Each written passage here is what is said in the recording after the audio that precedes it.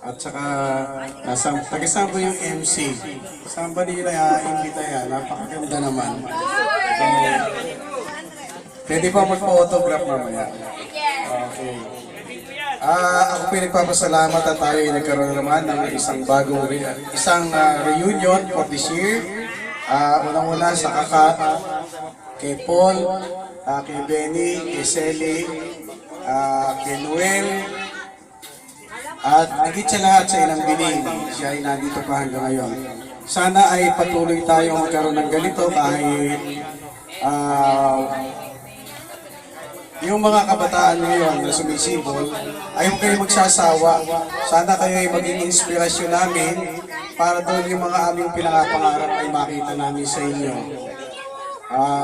Maraming salamat sa inyo. At sana marami pang reunion na mangyari na kasama nyo kami. Ang buhay ng tao ay hindi natin alam kung kailan, kaya lang mas maganda yung think positive. Kami namang magkakapatid ay umasa kayo na kasama nyo kami lagi. Si Ben pala, hindi ko nabanggit kanina, sorry. Si Ben, si Noel ba nabanggit ko? Kasi matanda na ako, nakakalimutan ko na yung pasensya ka. Pero nabanggit yata kita.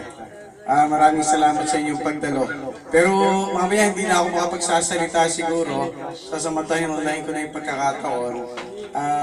Meron na kayong tito ngayon, meron na kayong uncle, meron na kayong lolo na nagpo-programa sa radyo.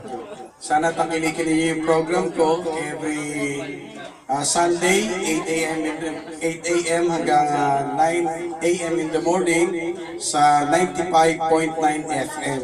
At pagka Biyernes ay nandun ako sa Radyo Veritas. Sana suportahan ninyo. Kinakampanya ko kasi ito para tumaas naman yung rating namin. Sana suportahan niyo bilang magkakamag-anak. Huwag kayong mag-alala. Titingnan ko yung attendance niyo mamaya.